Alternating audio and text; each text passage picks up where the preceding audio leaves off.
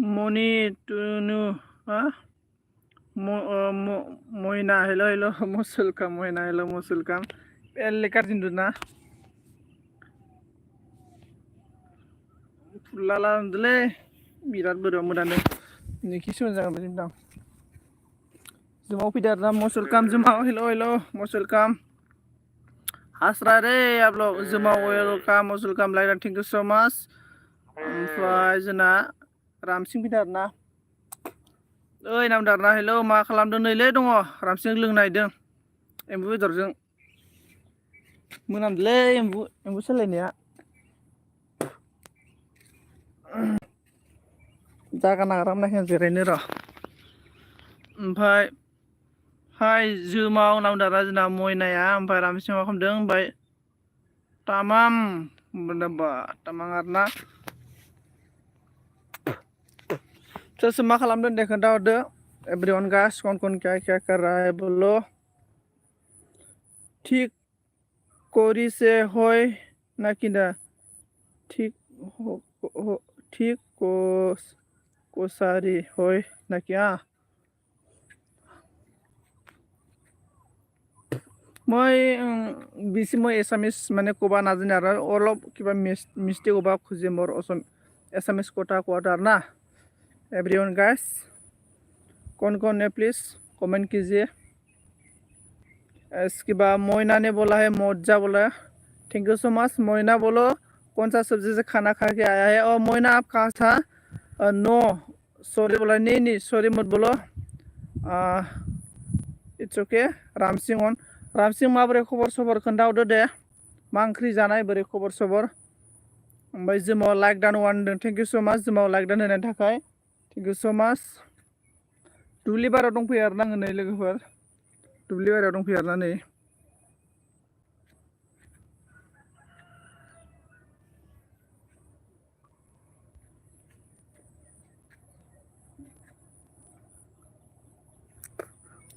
ओमफ्राय जोंना मा नाम दं सनजित मा खबर होनदों बिबारिया मोजाङानो आंना ओमफ्राय मोइना ने बोला खाना नहीं खाया क्यों नहीं खाया इतना लेट मतलब क्यों नहीं खाया खाना ओमफ्राय लाइक डान दे थैंक यू सो मच बिबारी मोइना ने बोला है अभी तक बोला अच्छा क्यों नहीं खाया खाना कुछ खाया होगा आपने इसलिए खाना नहीं खाया ओमफ्राय बिबारी ने बोला अब्ला खामानि मावना थांनाया एलबि होबाय अब्ला अखा हादोंलै खामानि गैया आरोना अखा हानाय खामानि गैया आरोना ओमफ्राय कैसे है समझी ना मैं ठीक हूँ रामसिंह और बताओ बाद में खाएगा अच्छा बाद में खाएगा दारिया नोंहा दारि गोना गोजोनि सिनबाय आरोना ओमफ्राय नै दङ दारि सिनजालै दारि सिनजा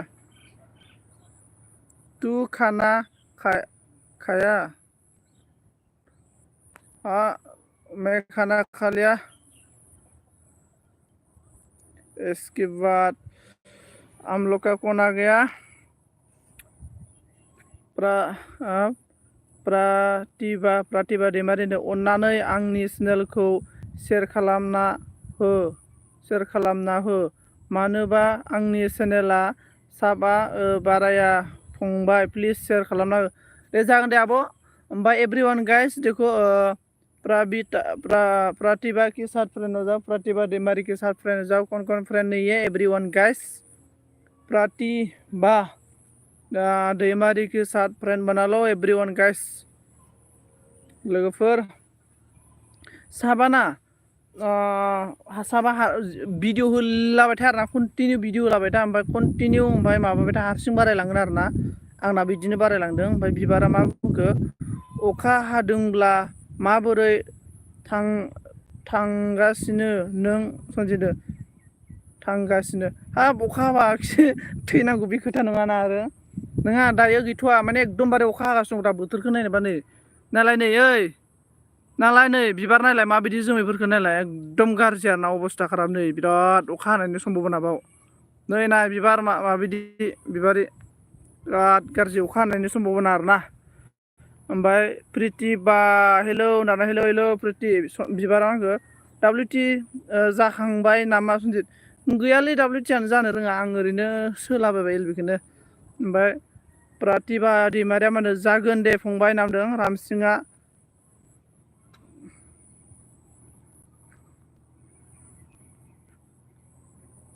ओमफ्राय इसके बाद मा होनना बुङो प्रितिया लाइक दान बाबु होनना बुंदों थेंक इउ स' माच बिबारा मा होनदों दा खारस्लाबनो हानाय नङा नों अखा हाब्लानो जोंना खाथि न'आनो नै आगानसेनो जोंनि न'आ बिबारि नैबिनो उइ नुहुरनाया जोंनि न' ओमफ्राय जोंना मा होनो रजे फैदों अन थेंक इउ स' माच ओमफ्राय जोंना प्रितिया सनजितना WTआ 30 जाबाय ना मा होनो गैया 30 जायाखै जाहांसो जाना दङ बिराद गैलालै माने आं जेनेबा माबानोसै आरोना बिदिनो जोंनाथ' बोसोर बारलांबाय चेनेला जायाखै आरोना जागोनसो जानांनो ओमफ्राय जोंना रजिया हादबाय ओमफ्राय बिबारिया रजे सिस्टार हाय होनना बुंदों रजिया लाइक दान थेंक इउ स' माच रजिया आब' सना बिबारि मोना मालाय मन' जानायखाय बारे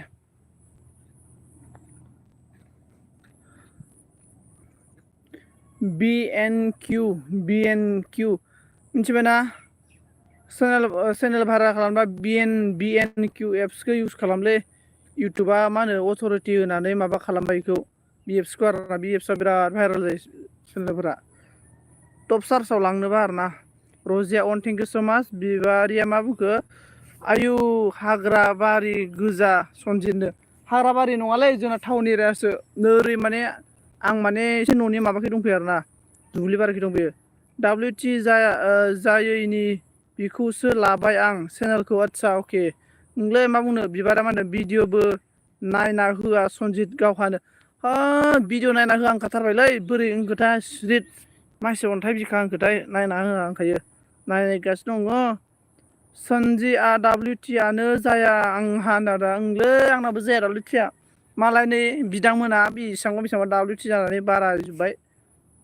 मा एप्स बुंफिनलाय सनजित BNU किउबलै BL किउबलै एप्सआ इउटुबाव सार्च खालामना नायगार आरोना बिनि सोमोन्दै A to Z मोनजोबगोन आरोना माने जेनेबा ना सोरबा जोङो दालाय इउटुबाव सार्च खालामा होमबा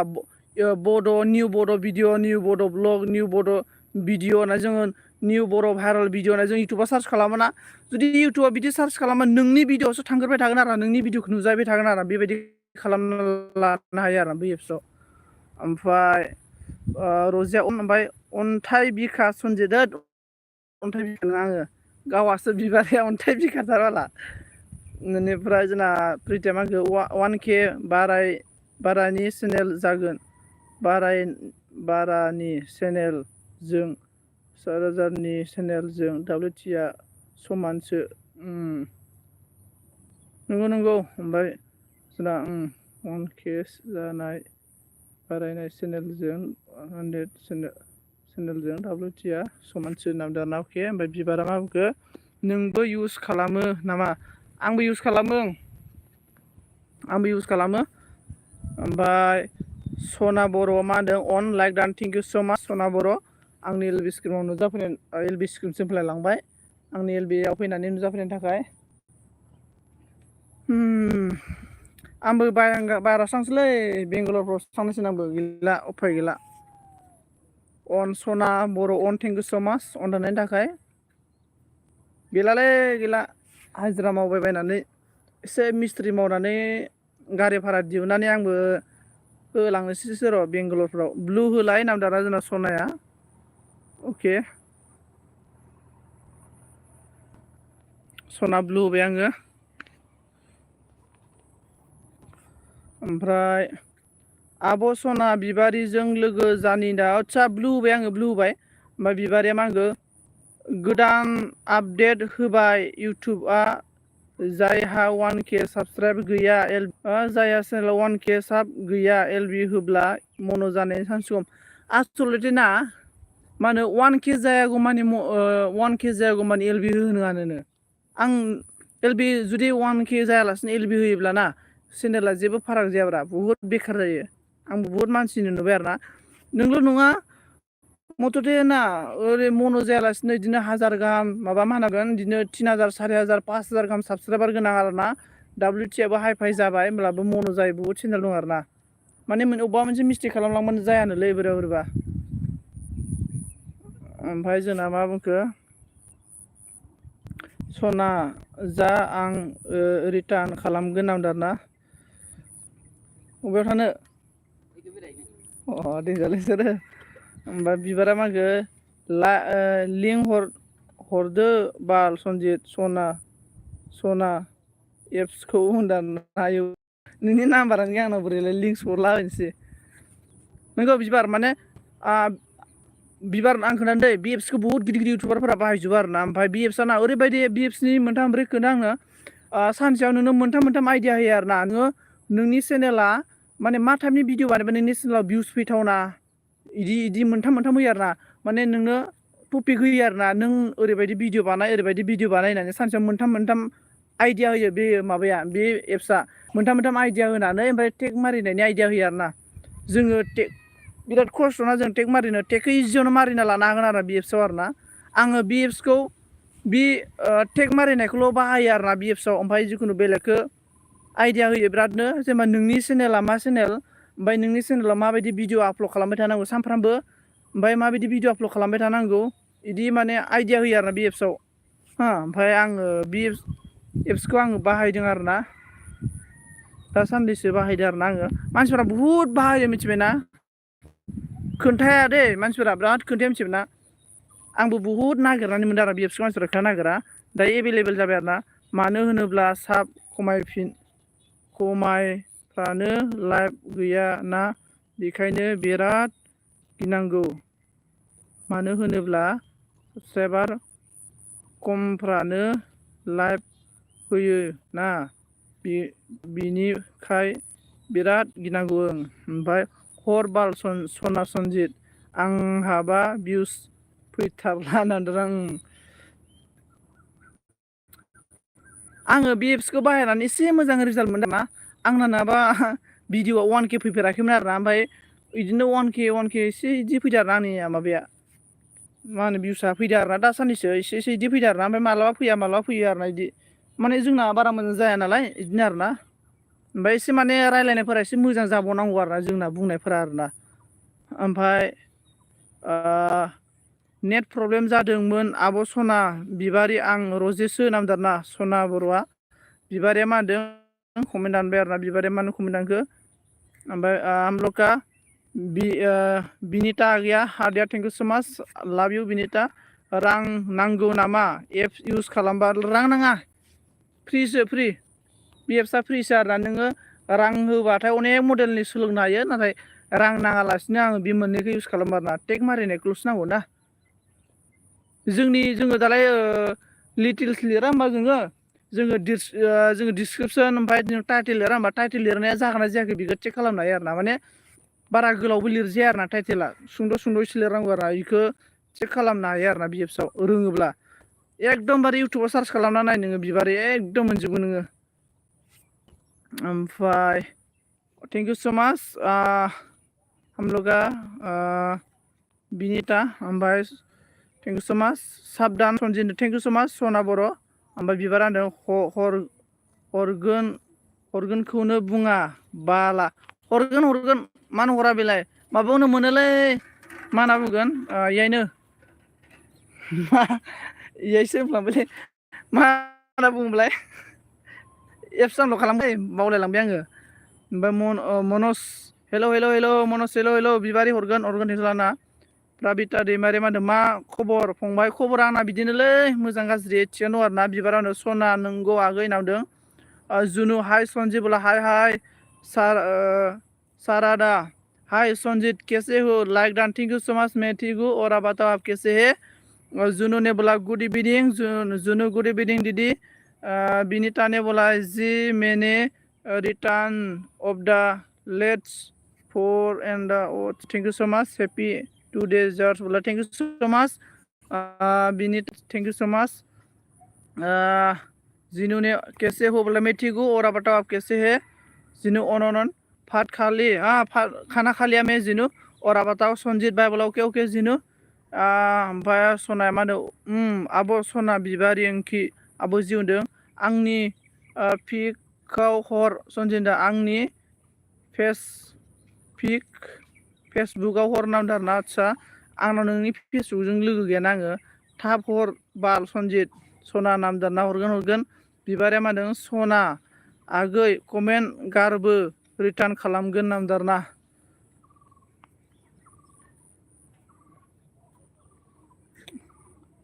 ओमफ्राय मा होनो जोङो ना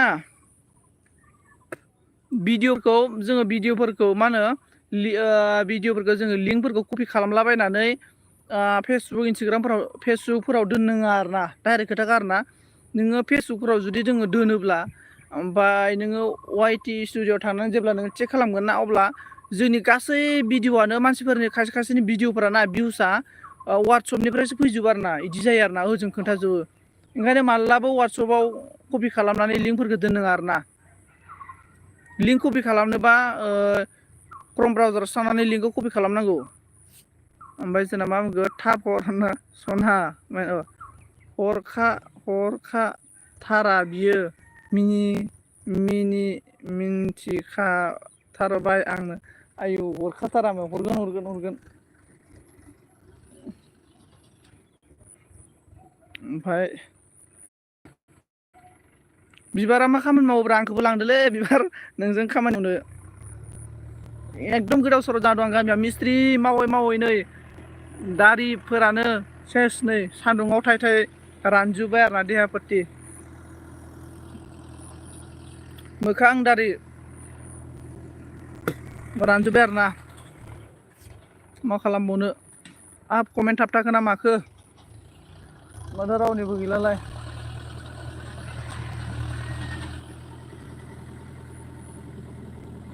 फै नामदारा नों लाङानोबा बहा जायगा दं आं थांगोनथ' आं थांमारगोन नै कसमजों थांमारगोन आङो थांमारगोन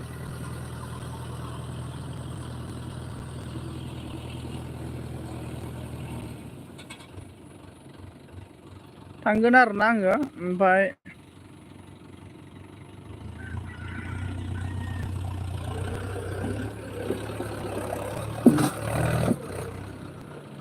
दे खोन्था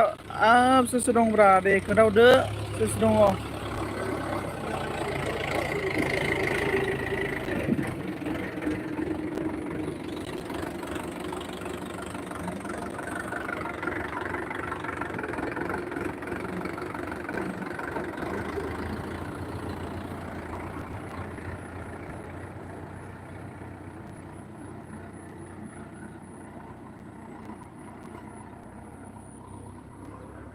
बिराद गोदाव सोराव आरोना खामानि दामानि गैलालै मिस्ट्रि बेसे मावबावनो सान्दुं गोसायाव आयु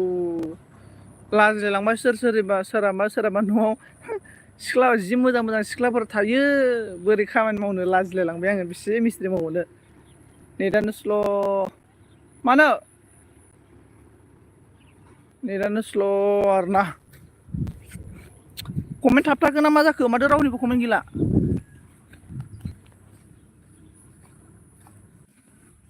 आयै कमेन्ट थाबथामारदोंसो हरदो होनना कमेन्ट थाबथादों आब' सना बिबारि साबधान नामदों अनन थेंक सो माच दार होसै नायगासिनो आं नोंनि दाना कमेन्ट थाबथादों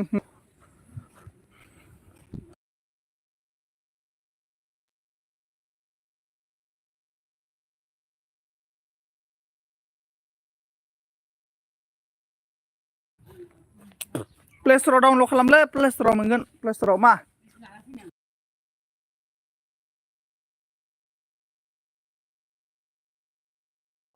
प्ले स्ट'राव डाउनलड खालामबानो मोनो सिख्ला गोनांखौ मोजां मोनो बे सनजितआ मोजां मोनालै मा मोजां मोनो गाज्रिसो मोनो ओमफ्राय जोंना सना अके नामदों सनाया अन ओमफ्राय जोंना सारादा नेबला है थैंक यू प्रतिभा मैं आपको बैक करूंगा बोल रहा है ओके ओमफ्राय कौन है प्लिज कमेन्ट कीजिए जोंना सनाया अनन थेंक इउ सो माच सनाव थानो थाखाय लिरलाय नों मा नाम एप्सनानो लिरजायाना इहाय नै लिरजाया माबा नोंना फेसबुक मा नाम दा फेसबुक हरगोन आङो मा नाम खोन्था नङाबा र' आंना ना जिखुनु भिडिअआवनो आङो जिखुनु नाबा आंनि एबाउटआव थांदो एबाउटआव थांनानै आङो इन्सटाग्राम टुइटार ओमफ्राय जिखुनु टेलिग्रामनि लिंक होजोबना रोंजोबदो आरो ना आङो फेसबुकनिबो ओमफ्राय इहाय नोङो क्लिंल' मेसेज हरना दोन लोगो लोगो स्क्रिनसट मारना हरगोन ना एप्सखौनो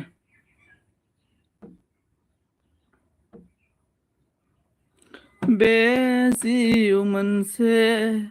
समालाय रावखौबो नेबाय थाया बारदै सिखोला नों अनजालि सिखोला नों र' नागिरहैदों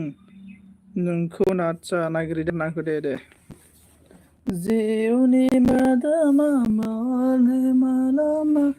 मुलुगा गोजावलांबाय सोर दंब्रा कमेन्ट खालामदो दे मुलुगा गोजावलांबाय सोमालाय रावखौबो नेबाय थाया बैसोआ रावखौबो नेबाय थाया ओमफ्राय जोंना जोमावा अन बेरना थेंक इउ सो माच सनाया अन थेंक इउ सो माच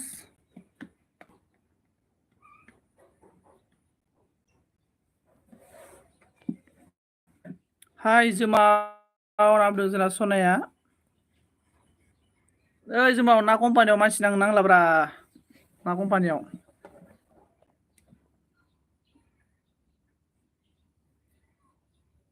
ओमफ्राय सना बर'आ सोर जाखोरानो सना बर'आ रजे ना मा नाम होनदोंमोनलै दहायो मा ओंख्रि जायामोन सनजित ओंखिनो ओंख्रियाना जोगोनारजों सयाबिनमोन आरोना जोगोनार सयाबिन ओमफ्राय आलु भाजामोन आरोना आंना ओमफ्राय आइमिनिया अमा बेदर भाजामोन आं अमा बेदर जायाना जाया माने जायो आरोना ओमफ्राय दा साननैसो माने जाथ'वाखै आरोना आङो लोमजादों नालाय बेदर मोनजायानोलै बेखौनो जाथ'वाखै आरोना बिराद जानो लुगैयो आरोना न'आव संनायफोरखौ मोनजायाखै आरोना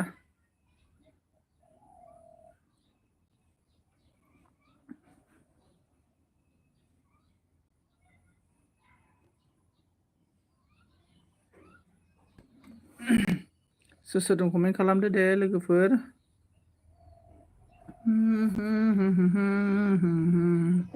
सिख्लाफोरनि एलबि होनायमोनब्लासो खम टपआप लाइकमोन बे सेंग्राफोरा ज्रावनो दा जोंफोरनि सेंग्रानि एलबियावलाय बहा थानोब्रा ने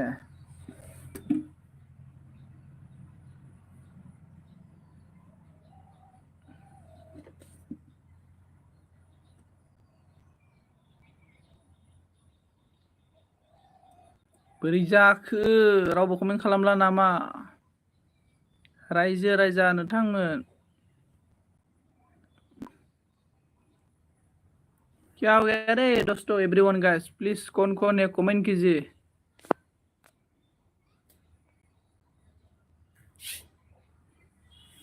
साना बादाम जालांगोन सेल्फि लालांगोन कमेन्ट थाबथाखो ना माखोब्रा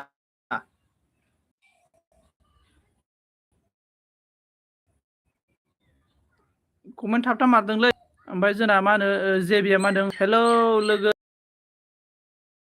याव फंबाय आंना उदालगुरियाव जों मा होनो फै खेला बिगुर जुनोबा जोंहा खिथुआव खामफ्लाय होनो टाइम मोना खेला नायो सनाया माने जोमाव आंबो मानसिरा नामदों आरोना सोरा मादों लानजाय गोलाव जाग्रा होद लानजाय गोलाव जाया आङो मा गोलाव जानांगौ जोमाव मादों प्राबितिबा दैमारि जयनिं मिदों सनाया अन सोरा मादों ओरैनो कमेन्ट बुंबाय थादों सनजित सनायानो नोंलै थालांदोंमोन सरि सनजित थायो हाय आं नामदों आरोना जोंना सनाया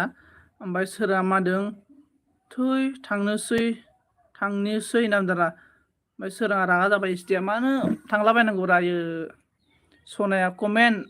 थाबथाबायलै कमेन्ट थाबथादोंमोन आरोना माबोरै कमेन्ट थाबथालाबाय थायो ने मबाइल आंनाव दाबायदियाव ना मबाइल बायनो हानाय दंथारो मबाइलखौ बुख्रुबायसोमोन आङो मबाइल बायनो हाया नालाय बुख्रुबनोबो हाला जाहैबाय आरोना ओमफ्राय जगिताया मा होनदों जगिता नार्जारि आब'आ गुड इभिनिं फंबाय होनदों गुड इभिनिं आब' गुड इभिनिं हेल' आब' माबोरै खबर सबर मा खालामदों खोन्थाहरदो दे आब' अननानै ओमफ्राय जोंना सोरबा फैदोंमोनलै जेदि हेल' जेदि जेबिसो जेबि सोर सोर दङ दे लोगोफोर कमेन्ट खालामदो एभ्रिवान गाइस अननानै इस आं हरनि होनदों आरोना दे सोरां बानायबा सोराङालै माबा रिल्सआनो बिराद दुखु दुखुनि रिल्स बानायलाबायथारो बोरैबानो सेंग्राफोरखौ फाग्ला खालामनो थाखाय सोराङा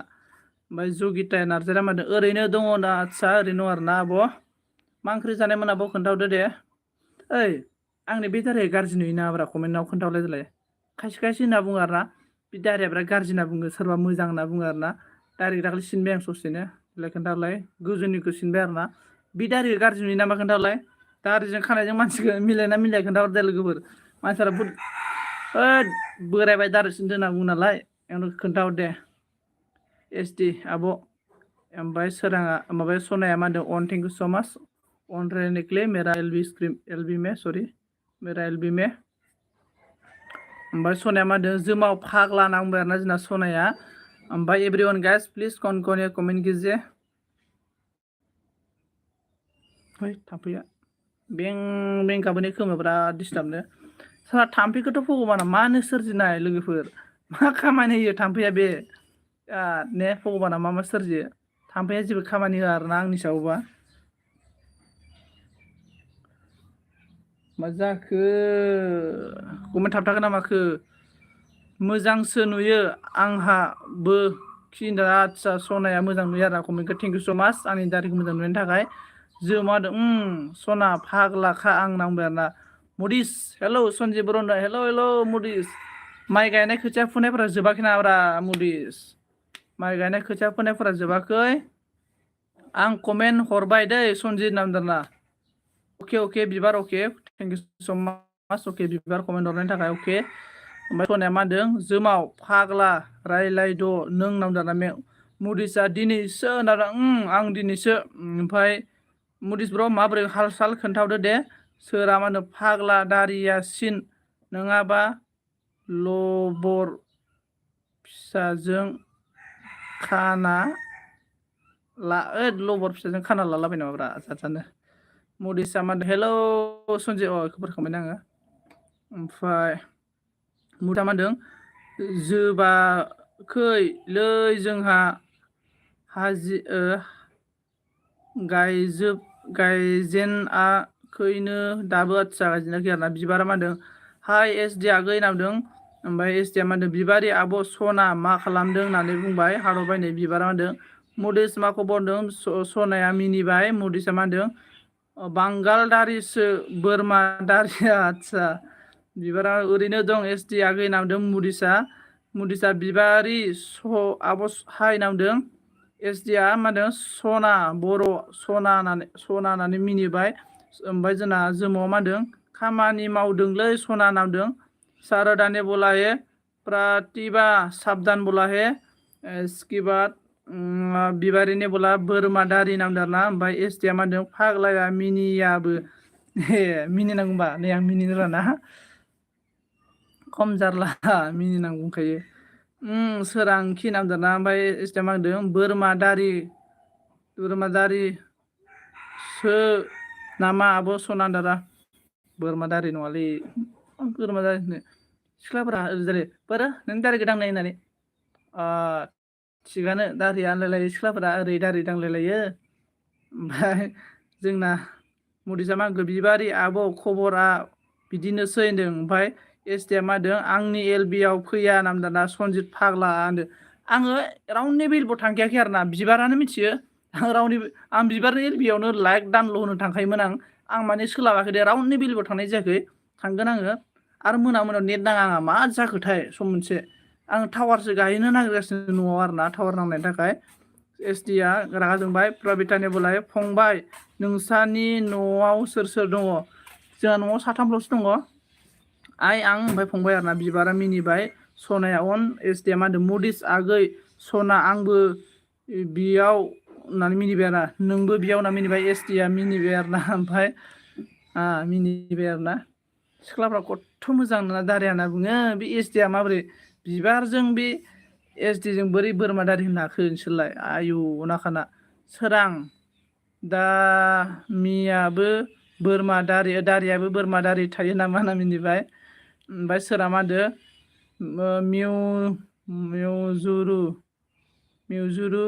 मिजुरु आयु मिजुरु आयु सिला खरम खालामनो नांगौ नामा होनदों सोरां थिगानो होनदो नोङो जालै बिसा साथामल' सनजितनि बिसि गथ' होनदाना आदसा साथाम नामा मदिसा एसटि बाजै नामदारना बारे एसटिया बारे मा होनो बिशालनि गार्लफ्रेन्ड जाबावसो नामा लोगो हमहैनाया बारे बेजार एसटिया आं एसटि सारनाव फन हरगासिनो दं फनखौनो हमाब्रा बिराद लेबेलै बाहादुरिथार फन हरदोंमोन आङो फनखौनो हमबावलाया बेले दुगि खोननै जाबाय आं साननै जाबाय फन हरनाया फन हमबा ओइ मानो फन हरनोब्रा होननानै आंबो हरासै आरोना ओमफ्राय आङो खेनसे फन हरनायाव ओमफ्राय हरफिनाबाथाय आं फन हरफिनखाया आरोना ओमफ्राय मदिसा मा होनखो एसटि बाजै होनना बुंबाय ओमफ्राय सनाया मा होनदों सोरां होनना मिनिबाय लिटान ने बोला गुड इवनिंग हेलो लिटान गुड इवनिंग हेलो ब्रो कैसे है बोलो हाल चाल बताओ कैसा है और कैसा हाल चाल चल रहा है बता दीजिए एवरीवन गाइस प्लीज कौन है कमेंट कीजिए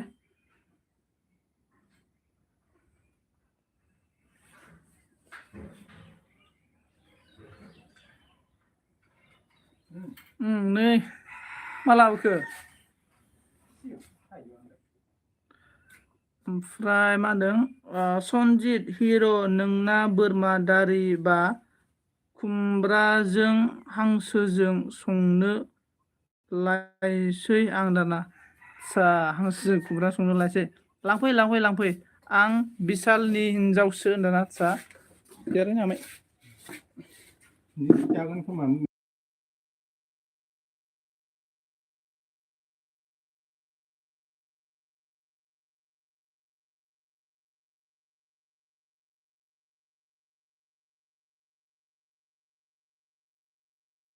ओमफ्राय जोंना मा बुंखो सनजित मेगनाव सादों दाना मेगन सादों ओमफ्राय दालाया मोनदों हाल साल अच्छा है आप अच्छा है हाँ मैं भी अच्छा है मेरा भी हाल साल अच्छा है ठीक है ओमफ्राय सनाया मा होनदों अन थेंक यू सो माच सनजित मेगन बसरदों मेगन बसरदों ना मा होनखो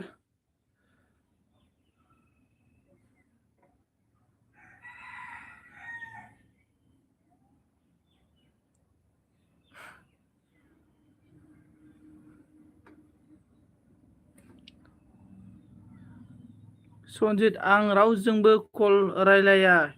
हिर' वाट्सएपआव SMS हरनो हाया दादा आं वाट्सएपआव SMS हरालै आं वाट्सएपआव SMS बारायलांलां बोरैबाबा ओमफ्राय इटालियान बोला अन थेंक इउ सो माच सोरा मा होनदों नोंखौ लोगो हमनो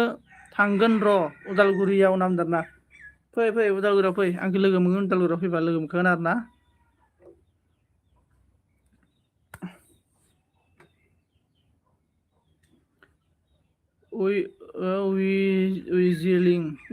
विजिलिंग नामा हेलो कहाँ से हो आप वेयर आर यू फ्रॉम मैं आसाम से हूँ आसाम ओमफ्राय मैं आसाम से न्यूजिलेण्ड ओमफ्राय Ransai Basumatary hello bro hello Ransai Basumatary ओमफ्राय साइलिने बोलाय हेलो लाइक डान दादा सनजय हेलो साइलि ओमफ्राय सनाया अन थेंक इउ सो माच एसटिया मा होनदों दारियाबो रबटनि बायदिसो दारिया रबटनि बायदिखाब्रा आंना ओमफ्राय एसटिनि अन थेंक इउ सो माच खारसन हैनोसै आं नामदारना खारसननाय सिख्लाया मोजां जायानोलै ओमफ्राय आंना साइलिया नोंना साइलिया फैबाय नामदारना हाँ साइली आ गया क्या हाल चाल रे बाबा तेरा मतलब मेरा हाल चाल ठीक है साइली और आप बताओ आपका कैसे हाल चाल ओमफ्राय जोंना यस यस बोला लिटन ने thank you so much Liton on रहने के लिए ओमफ्राय जोंना सना Barua on thank you so much on रहने के लिए कौन है प्लीज एवरीवन गाइस कमेंट कीजिए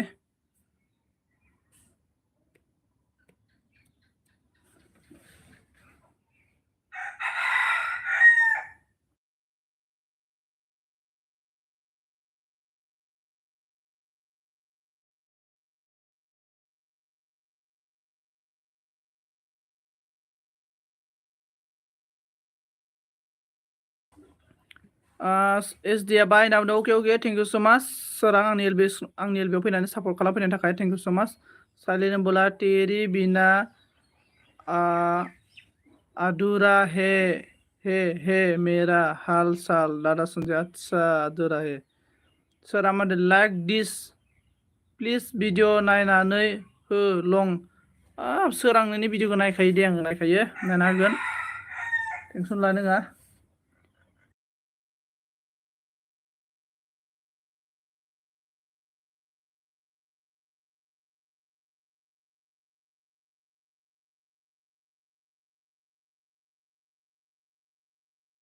बेनिफ्राय सालिने बोला दादा तूने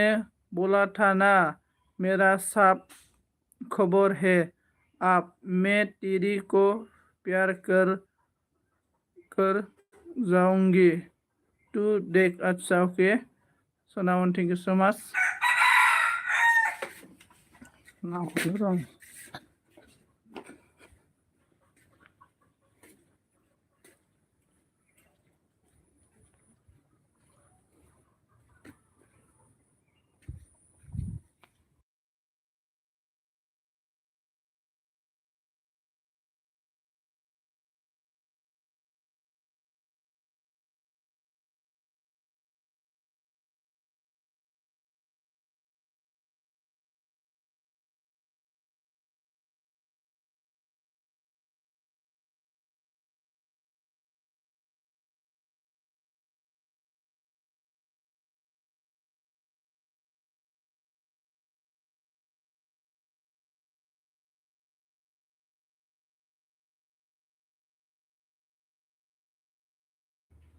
ओमफ्राय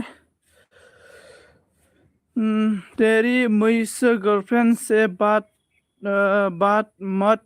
करो मेरी से करो मोरा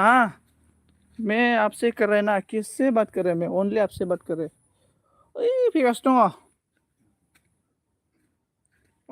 मेक्सेल मुडिस लाइकदान थेंक यू सो माच मुडिस लाइकदान होनो थाखाय मुडिस माबोरै मा खालामबाय दं रा मुडिस खोन्थाहरलाय देलाय मा खालामबाय दङ लाइकदान होबाय आरोना थेंक इउ सो माच मा खालामबाय दङ मुडिस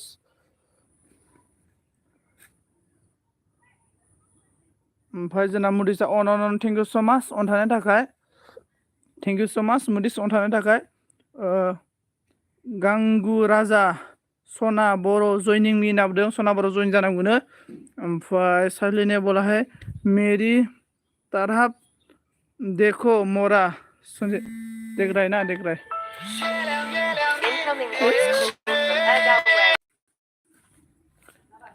ओमफ्राय जोंना मा गांगु राजा 12 लाइक दान थेंक इउ सो माच खालामदों नोंनि एलबि नायगासिनो दा सान्दै सानफ्रामबो दुब्लियाव उन्दुना नोंनि एलबि नायनो दा सान्दै सानफ्रामबो दुब्लियाव आंनि एलबि सानफ्रामबो भाई मैसो गर्लफ्रेंड का कॉल है क्या मोरा संजय नहीं मैं मामा कॉल किया था मतलब बोला था मुझे मार्केट में आएगा क्या मार्केट में आएगा तो मैं कुछ सामान देगा बोल रहा था मुझे मैं बोला मैं मार्केट में नहीं जाएगा अभी मैं एलबी कर रहा है अभी नहीं जाएगा मार्केट में बोला हमेशा और ठीक है बोला ओमफ्राय मैसो से साइली मैसो से लेना देना नहीं है आजकल मैसो से लेना देना नहीं है साइली आजकल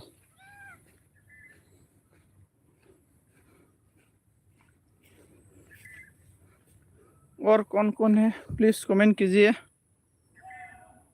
तेरी मेरी आने से तेरा तार टूट गया है मोरा संजीत। क्यों तार टूट गया?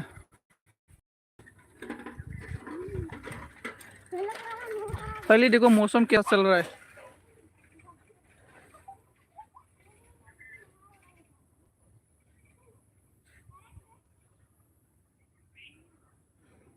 बोथोरा मुडिस on thank you so much.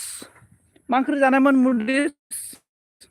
असली कौन सा सब्जी खाया है? सब लोग सला गया रे, आ गया सला गया, आ गया सला गया, आ गया सला गया। गोसोआ समनिफाखनाव जिउनि मोदोमा मुलुग सोलांबाय, मुलुगा गोजावलांबाय।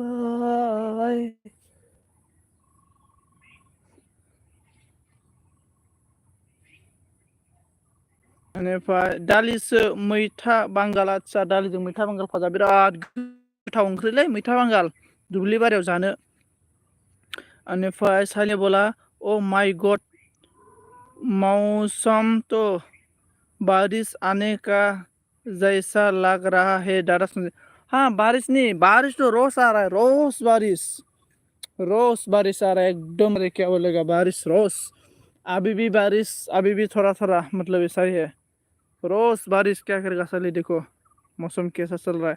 वो है ना साली, वो भूटान साली, उधर भूटान होगा, उधर भूटान, उस साइड में भूटान होगा। और उस साइड में जाएगा ना, उस साइड में अरुणाचल होगा, अरुणाचल। इस साइड में अरुणाचल और इस साइड में भूटान होगा। और इस साइड में जाएगा ना तो मैसे का घर मिल जाएगा, उस साइड में मैसे का घर मिल जाएगा। और मूडीज का घर ना, मूडीज का घर इस तरफ से होगा, इस तरफ से जाएगा ना, मूडीज का घर मिल जाएगा।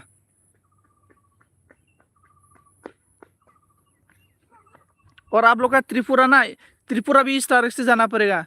त्रिपुरा जाएगा ना उस तरफ से तो आप लोग का त्रिपुरा मिल जाएगा। वन ऑफ द Moody's on think so much. साली ने बोला है बैगन की सब्जी है आज दादा संजय। अच्छा बैगन का सब्जी। सोना मादों गांगू साबधान नामदारना गंगना गंगरी नमो नमा गंगना गंगरी गंगरां राम राम राम राम ओमफ्राय जोंना साइलिनि बोला आदसा हास्लाय अनल' दै र' खिन्था सनाया। अके अके अन दे दे दे दे गंगना गंगरी गंगरा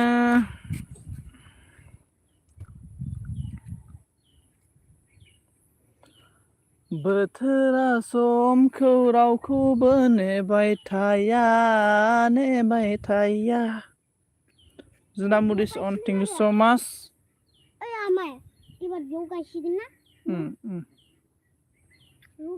ओमफ्राय जोंना साइलेने बोला है तुझे पता है तू आ जाओ ना त्रिपुरा में, तुझे तो रास्ता पता है मोरा संजय। हाँ रास्ता जो क्या है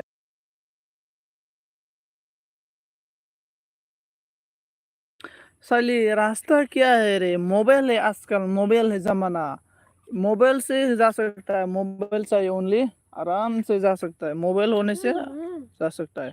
साली बोला गांगू बाय जी जय हो बोल रहा है।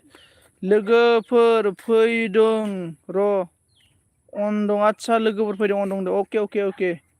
ओनली 1 2 ओके सानै दं आरो ना। Thank you so much. 2 बंदा मेरा एलबी स्क्रीन में है अभी तक।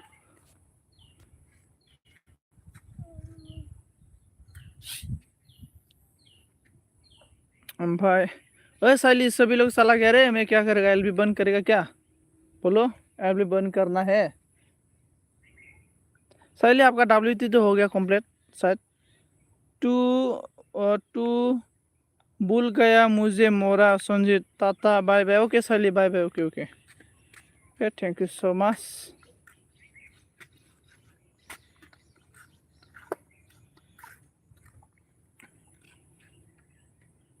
और कौन कौन है प्लीज कमेंट कीजिए।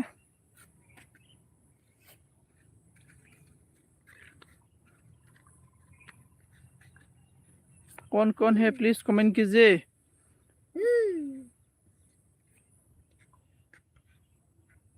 Comment mood is on, thank you so much mood is on रहने के लिए।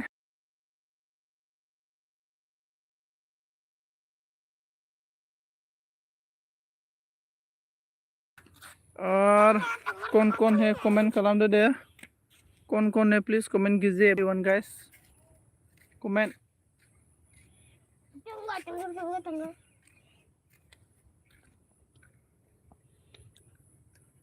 हाँ होने वाला है WT कंप्लीट बोले। साइली तो हर LB का हर LB का WT साइली का कम से कम ना 100 प्लस आता है। हर LB का WT 100 प्लस आता है, तो क्यों नहीं होगा, होगा ही होगा। हम लोग का अर्ज दिया गया। हेलो संजीत गोयारी ब्रो बोल रहा है, हेलो हेलो अर्ज दी, हेलो कैसे है अर्ज दी, बोलो हाल चाल कैसा है, गुड इवनिंग। साइली ने बोला बाय बाय मोरा संजीत, ओके उर्ला बोला हाँ साइली उर्ली टेंटलू, बाय बाय साइली, थैंक यू सो मच मेरा LB स्क्रीन में आके मुझे सपोर्ट करने के लिए, थैंक यू सो मच साइली उर्ली टेंटली, ओके। भाई BM ने बोला है, ओ BM हंस रहा है, BM हेलो हेलो मोरा संजीत बोल रहा है, मोरा BM हाल चाल बताओ BM कैसा चल रहा है रे BM, हाल चाल बताओ हाल चाल। ठीक ठीक ब्रो आप कैसे हो ब्रो बोल रहा है HD ब्रो, मैं भी ठीक हूँ, हाल चाल मेरा भी ठीक है, हाल चाल मेरा भी ठीक है। भाई इसके बाद हम लोग का BM ने बोला 15 lakh done, thank you so much BM 15 lakh done देने के लिए, थैंक यू सो मच। और एवरीवन गाइस प्लीज़ कौन है कमेंट कीजिए एवरीवन गाइस। BM ने बोला मोरा संजीत मैं ठीक हूँ और तुम बोल रहे मैं भी ठीक हूँ BM, मैं भी ठीक हूँ मैं भी। और कौन है एवरीवन गाइस, 3 बंदा देखा रहा है मेरा LB इधर, 3 बंदा कौन है सपोर्ट खदाम, नेट स्लो हो गया रे, नेट स्लो सपोर्ट खदाम। वन सॉन्ग गाना संजीत, तो मुझे गाना नहीं आता है रे BM ब्रो, मुझे गाना गाने के लिए नहीं आता है BM ब्रो। साइली ने बोला है तू मोरा संजीत टेंटलो गेड्डा है, तू बोल रहा है साइली मेरा टेंटलो गेड्डा नहीं है, साइली तेरा टेंटलो तेरा है गेड्डा है साइली, मेरा सीधा है। और एवरीवन गाइस BM ने बोला है yes yes yes, thank you so much BM on रहने के लिए, thank you so much, thank you so much BM। और एवरीवन गाइस प्लीज़ कौन है कमेंट कीजिए, थोड़ा सपोर्ट कीजिए। BM ने बोला yes yes yes yes, thank you so much. साइली ने गुस्सा आ गया, साइली मोरा ने, और साइली बोला है तेरा और बच्चा होने वाला है और मुझे किसी का LB ने बोला था रे मुझे साइली का और बच्चा होने वाला सॉरी यार। और हम लोग का BM ने बोला yes yes yes, thank you so much BM on रहने के लिए, thank you so much, yes yes yes, thank you so much, thank you so much, thank you so much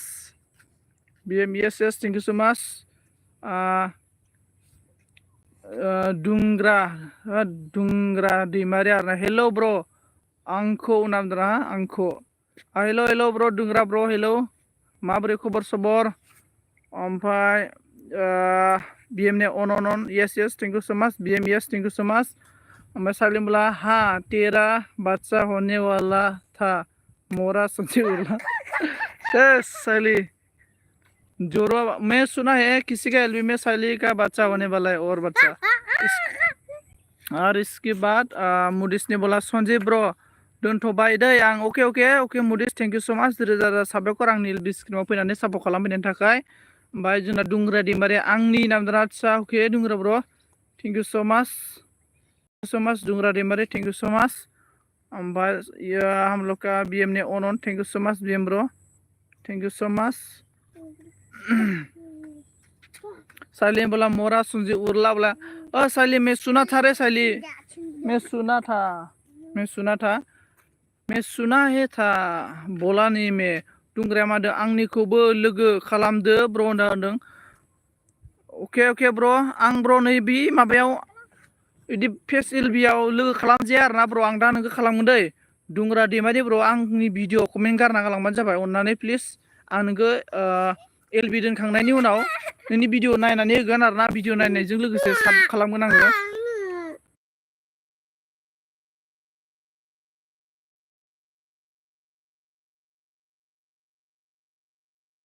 ओमफ्राय आङो एलबि बन्द खालामखांनायनि उनाव नायना होगोन आरोना भिडिअ साबबो खालामना होगोन साइलिन बोला है बाय बाय नहीं आऊंगा तेरा एलबी में मोरा सुनजे ए साली तू क्यों ऐसा रोज गुस्सा होता है रोज क्यों गुस्सा होता है साली तू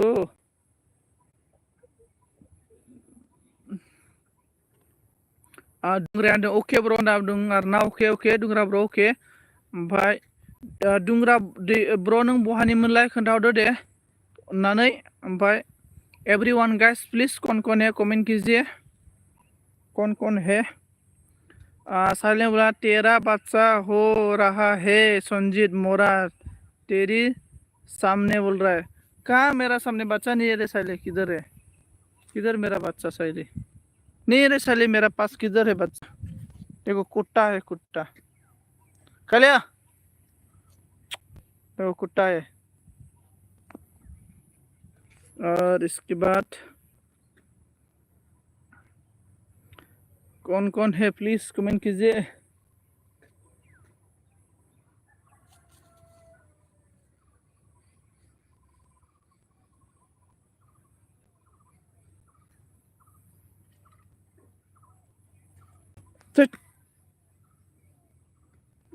आं बिजनीनि ब्र नोंथाङालाय आं उदालगुरिनि ब्र बिजनी मा गामिनिब्रा ब्र खोन्थाहरलाय देलाय आं बिजनीयाव सम थाङोना आंहा जोंहा माबा दं आरोना बिजनी माने माबा आरोना मा होनना बुंगोन माबायाव बङाइगाव खुरमा दं आरोना बङाइगाव ओमफ्राय सालिनी बोला है मोरा संजीत ये कुत्ता तेरा बच्चा है यार हाँ साली ओमफ्राय दे सोर दङ खोन्थाहरदो ओरैबा मोजां हाब्रा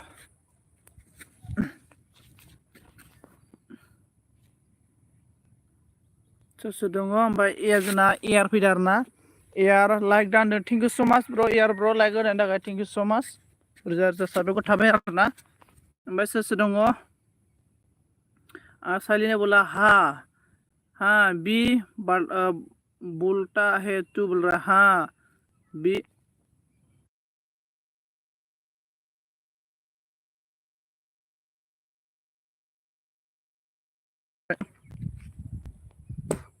ओमफ्राय जोंना एयारा मा होनदों हेल' होनदों मोजांना नो एयार ब्र मोजाङानो खबरा नोंना माबोरै ओमफ्राय बिजनी खांग्राबारिना आदसा बिजनी खांग्राबारिसो आरोना आं खोनाफेराखैलै आं जिखुनु बिजनी टाउनावल' गिदिंदों आरोना ओरै बिजनी टाउनाव खिनियाव गिदिंदों आरोना ओमफ्राय बाखि गामि एरियायाव थाङाखै आरोना ओमफ्राय जोंना एयारा अनन थेंक इउ स माच मोजां होनना बुंदों आरोना अनन थेंक इउ स माच एयार ब्र थेंक इउ स माच सालिमला ओइ कुत्ता तेरा पापा को मत काटना ओके बोल रहा है ओमफ्राय साइलिनी मोरा साइलिनी ओमफ्राय बि नाम जाना जोंना माबाया एयार ब्र बोरै जाखो हाल सालफोरा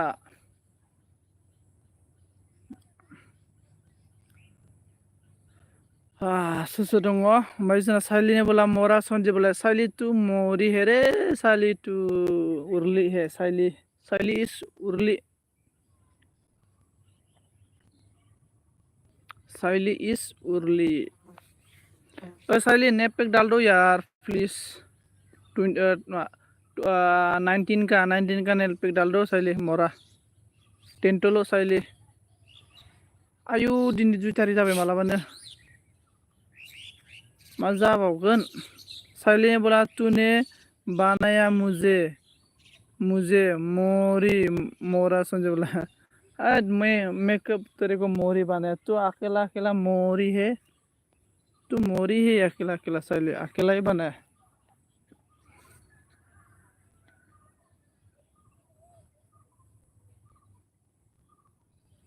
इसके बाद सालिया बोला मैं गरीब हूँ तुझे कैसे MBA दो मोरा संजय उर्लाव साइली तू इतना झूठ बोल रहा है तेरा इतना अमीर है तेरा पति फौजी है और तू ऐसा बोलता है इतना लोबिया है तू लोबिया ओए माहा दङ नों सिरन्जित आं न'आव दङ ओइ सिरन्जित आ गया रे हम लोग का मौसलकम सिरन्जित ओ सिरंजीत देखो साइली आ गया रे सिरंजीत साइली से ले लो गुल्लू गुल्लू अभी ओए साइली तेरे को इतना प्यार करता है ना बा हम लोग का सिरंजीत रोज बोलता है मेरे से अबे कमेंट लोगोफोर टच मोरा संजीत बाय बाय ओए साइली क्या बाय बाय बोलते रहते तू बाय बाय का मतलब अभी नहीं जाएगा अभी नहीं ऐसा बाय बाय का मतलब थोड़ा देर में जाएगा हाँ कुछ भी हाँ कुछ कुछ होता है रे साइली साइली आने से एल भी कुछ होता है सिरंजीत सोर दं कमेंट खालामदो सिरंजीत ब्रो बोरै खबर सबर हाल साल कैसा है सिरंजीत हाल साल और इसके बाद साइली ने बोला तू नहीं करता है प्यार मेरे से मोरा संजय उर्लावला अरे साइली मेरा पास दिल नहीं रे मैं कैसे प्यार करेगा सिरंजीत करेगा सिरंजीत के साथ कनेक्ट करो सिरंजीत के साथ हो जाएगा इसके बाद हम लोग आ गया मुस्ताहिंदुल इस्लाम हेलो इस्लाम भाई हेलो हाय हेलो इस्लाम भाई कैसे गुड इवनिंग इस्लाम गुड इवनिंग ब्रो सोना ने बोला on thank you so much सोना ऑन रहने के लिए और एवरीवन गाइस प्लीज कौन है कमेंट सिरंजीत ने बोला हेलो साइली बोला है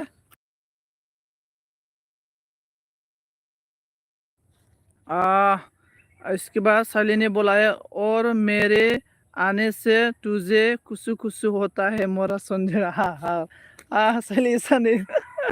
कम जाला साइली तेरे से भी साइली तो आजकल बोरो की लैंग्वेज भूल गया होगा शायद ना साइली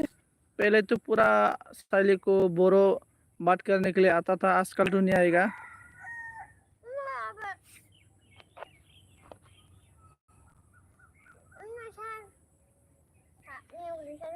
भाई जना सोनाया on thank you so much सोना ऑन रहने के लिए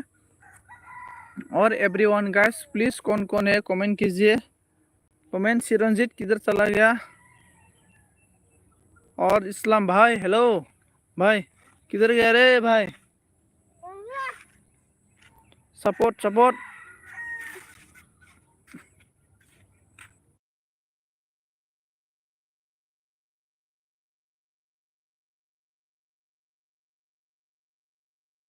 इसकी बात साली ने बोला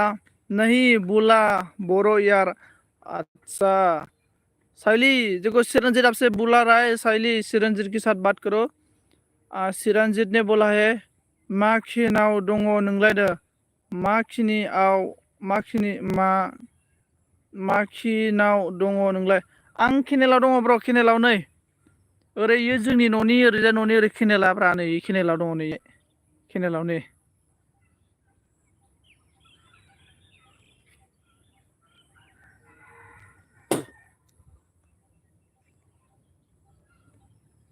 इसकी बाद सनाया बुंदों साहा फुदुंदों आं कमेन्ट लिरनो हायाखैमोन आच्छा अके जेबो नङा लोगो फैनायावलाय आरो जेबो नङा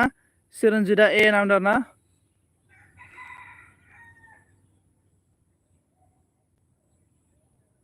इसके बाद साइली ने बोला नोंलै आंनो मोजां मोनो दं दादा संजिता आच्छा साइली ভালোবাসি সাইলি আমি ভালোবাসি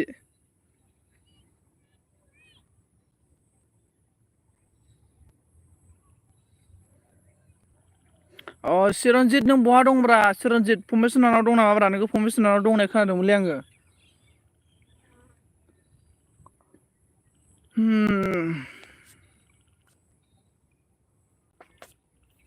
बेनिफ्राय जोंना सिरंजीतआ होनदों न'आव फैबायनो आच्छा न'आव फैबाय आरो न'आव थांबाय आरो ना आच्छा ओमफ्राय माला फैबावगोन नोङो सिरंजीत आं बेंगालरसो खारनांसिगोन बायदि मोनदोंलै न'आव थानो बाबाय माथो जोंना सनाया अन थेंक इउ सो माच सना अन थानायनि थाखाय थेंक इउ सो माच साइलेने बोला हा हा हा ओमफ्राय चिरन्जितआनो गाबोन गुवाहाटि थांगोन दा आदसा गुवाहाटियाव मा खालामनो थांगोनब्रा चिरन्जित खामानि दंबा खोन्थाहरदोब्रा चिरन्जित गुवाहाटियाव थांनोसै आंबो खामानि दामानि दंबा काम है तो बताओ चिरंजीत मैं भी गुवाहाटी में जाएगा ले काम करने के लिए जाएगा मैं भी गुवाहाटी में काम है तो बता देना मुझे भी मैं भी जाएगा गुवाहाटी में काम करने के लिए और इसके बाद साइली ने हंस रहा है हाँ बोले और साइली चिरंजीत से क्यों बात नहीं कर रहा है चिरंजीत इतना बात कर रहा है आपसे और साइली ने बोला है देखो संजीत नहीं बोला मैं बोडो लैंग्वेज बोल रहा है अच्छा चिरंजीत ने बोला है सानदेफोराव थांगोन जारनागाव थांगोन जारनागाव आदसा फंबाय सोनानाव ना आदसा दे फैबानो जाबाय फै ओमफ्राय साली ने बोला है बेंगलोर में किसकी साथ भागेगे तू मोरा संजी हाँ साली बेंगलोर में जाना पड़ेगा काम करने के लिए उपाय नॉट हम लोग गरीब इंसान साली गरीब इंसान रे काम नहीं करेगा ना खाना खाने नहीं मिलता है तो हम लोग तो जाना पड़ेगा कुछ हम लोग का मतलब नहीं है जाना तो पड़ेगा ही पड़ेगा किसी की साथ भी तो जाना पड़ेगा नॉट उपाय साले नॉट उपाय साइली तो मतलब आराम से हस्बैंड लेके आता है क्या खाना है मीट चीट कपड़ा चाहिए सब कुछ मिलता है तो हम लोग का तो ऐसा नहीं मिलता है ना साइली चिरंजीत ने बोला है साइली मुझे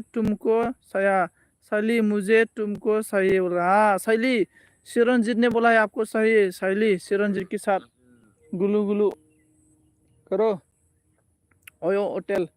बोलो साइली ओयो होटल में जाएगा ना मैं टिकट बुक करके देगा ओयो होटल में इसके बाद एवरीवन गाइस कौन है प्लीज कमेंट खालाम दो everyone comment please comment me गोसोआव गोरबोआ कमेंट थाबथागोन ना माखोब्रा रावबो गैला साइली ने बोला है चिरंजीत मुझे तो संजीत चाहिए मुझे नहीं चाहिए साइली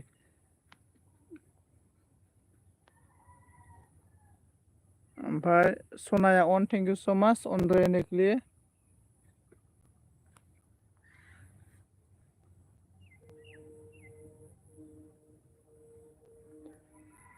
और एवरीवन गाइस कमेंट के लिए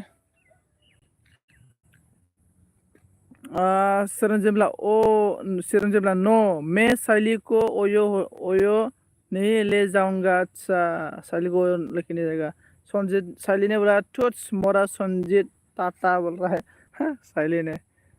साइली टाटा का मतलब क्या है ओ लो मतलब जो गाड़ी का पिछवाड़े में लिखते ना टाटा वो है क्या साइली टाटा चिरंजीत ने बोला मुझे तो बियो बनाना है बियो बनाना है बोला बियो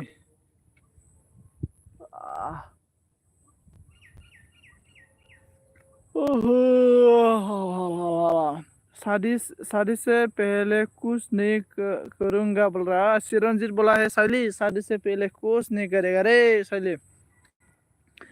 चिरंजीत ना बहुत अच्छा लड़का है रोज ना आता है बहुत अच्छा लड़का है चिरंजीत के साथ शादी करो और बोला है शादी से पहले कुछ भी नहीं करेगा बहुत अच्छा लड़का है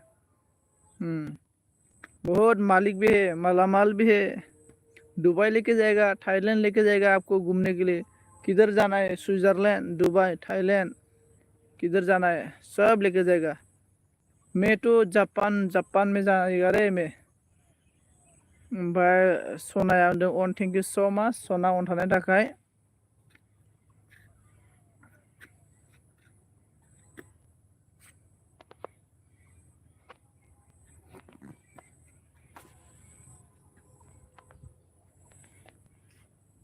ओमफ्राय चिरंजीत होनदों केदारनाथ ले जाऊंगा अच्छा केदारनाथ अरे चिरंजीत केदारनाथ जाएगा क्या बोलो केदारनाथ जाएगा ना मेरा फ्रेंड है केदारनाथ में एक में मिला है वो पंकज है ना पंकज और लद्दाख बोला अच्छा चिरंजीत में एक फ्रेंड मिला है पंकज है इसका नाम मतलब वो इधर का ही है तो केदारनाथ जाएगा से आराम से मिल सकता है। केदारनाथ जाना पड़ेगा, अभी नहीं जाएगा, बाद में जाना पड़ेगा। आं नोंखौ मोजां मोनो। ओमफ्राय रावबो गैला नामाब्रा? सनाया मा होनदों? थाथ'दो दै सनजित आगै ओंखि बाय अल फ्रेन्ड बाय होनदों। सना बर' थेंक इउ स' माच आंनि एलबिआव फैनानै आंखौ सापर्ट खालामफैनायनि थाखाय, गावनि बेसेन गोसा समखौ टाइम गैयाब्लाबो टाइम दिहुननानै आंखौ सापर्ट खालामफैनायनि थाखाय रोजा रोजा साबायखर। थेंक इउ स' माच। चिरन्जित बोला कामाख्याआव फैयाखै। कामाख्याआव फैयाखै। गैयालै ब्र, कामाख्याआव थांनाय जायाखै आङो। कामाख्याआव गैयालै ब्र, थांनाय जायाखै आरो ना। मा खालामनो आयदै।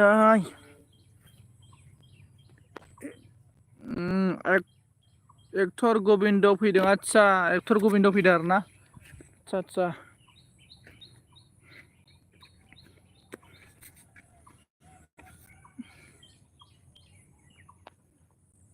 दोननोसै दांलै, माथो मानसिबो गैलाब्रा। चिरन्जित साइलि सोर दङ?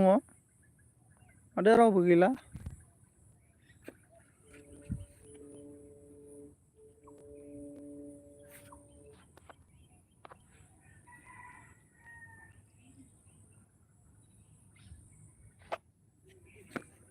मा होनना बुंदों जोंना चिरन्जितआ? खान्थाल जानो थांगौमोनलै ना। खान्थाल जानो थांगौमोनलै।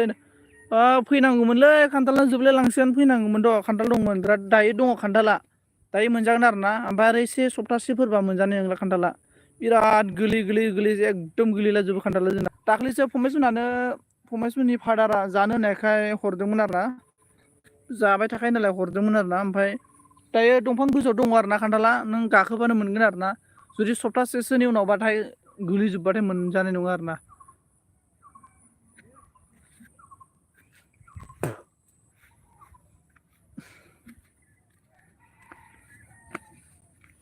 आयदै। ओमफ्राय सोर दङ?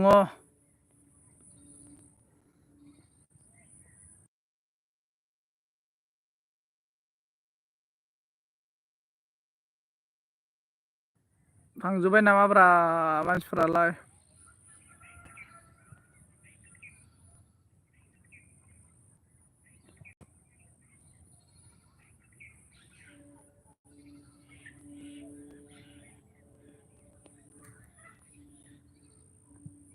जोंना जयति किटचेन। दिनैसो फैबाय होनबा नोङो जयतिन किटचेन? बारे बेसेबांबा गुबुननि उनाव दिनैसो आंनि एल स्क्रिमाव आरो ना। थेंक इउ स' माच मस्ट वेलकाम आंनि एल बी स्क्रिमाव। जयति आपको वेलकम करता हूँ मैं मेरा एल बी स्क्रीम में। वेलकम। साइली ने बोला मोरा संजीत उर्ला मेरा नाम मत लो इतना मुझे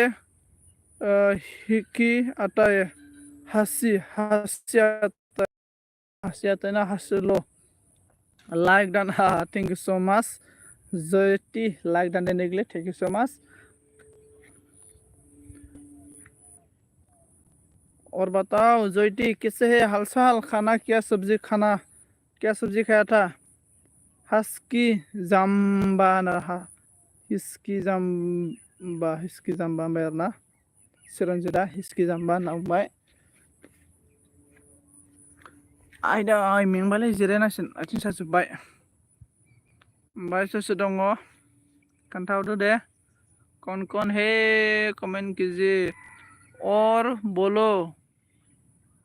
हुल सल कैसे है? हाल चाल मेरा ठीक है, क्या बताएगा? और आपका बताओ, आपका कैसे है? आपका कैसा है बता दीजिए। मेरा तो ठीक है। इसके बाद मैं तो फिर भी आए हम,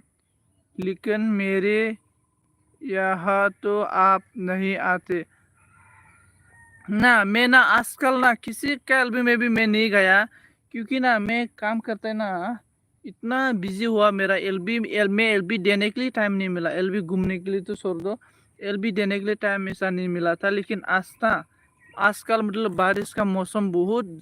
बारिश आ रहा है, इसके लिए बारिश की वजह से मैं काम करने के लिए नहीं मिला। तो ऐसा टाइम में ना एलबी दिया है मैं आज। मैं फिर भी मैं आप लोग का सभी का वीडियो देख के देता हूँ मैं। हाँ, मैं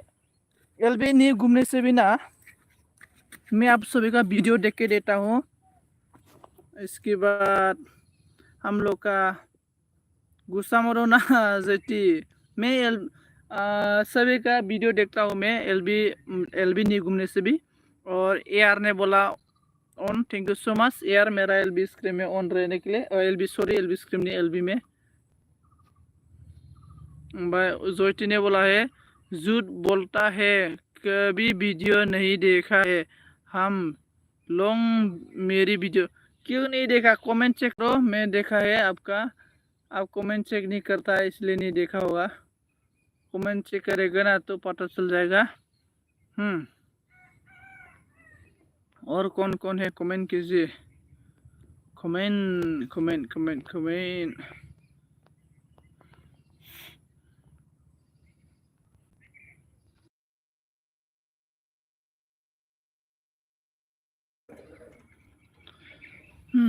कौन कौन है कौन कौन नहीं है कमेंट कीजिए। यो इतने गुस्सा होना नहीं चाहिए रे बाबा, गुस्सा होना नहीं चाहिए। इतना खूबसूरत है आप लोग, गुस्सा होने से ना आप लोग का जो क्रीम लगाता है ना, क्रीम पूरा गुस्सा होने से ना पानी निकल रहा है ना, पसीना निकल के आप लोग का क्रीम ना बर्बाद हो जाएगा। इसलिए गुस्सा मत हो, गुस्सा मत हो।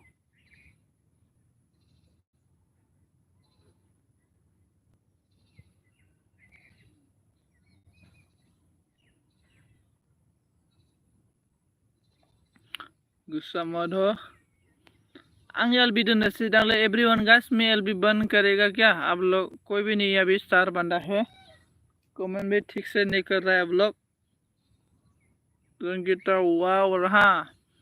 गुस्सा होना नहीं चाहिए जिंदगी में, हंसी मजाक रहना चाहिए। ला ला ला ला ला ला ला।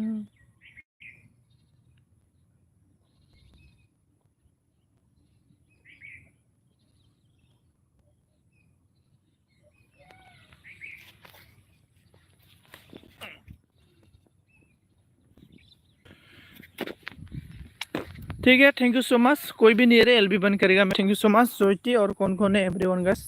सभी को थैंक यू सो मच।